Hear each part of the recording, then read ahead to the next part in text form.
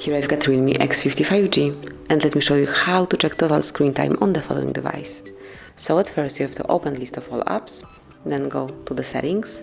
Now locate and open digital well-being and parental controls, and here if you will click on show your data under your digital well-being tools, you will be able, just give it a second, you will be able to see the total time of looking at the screen today.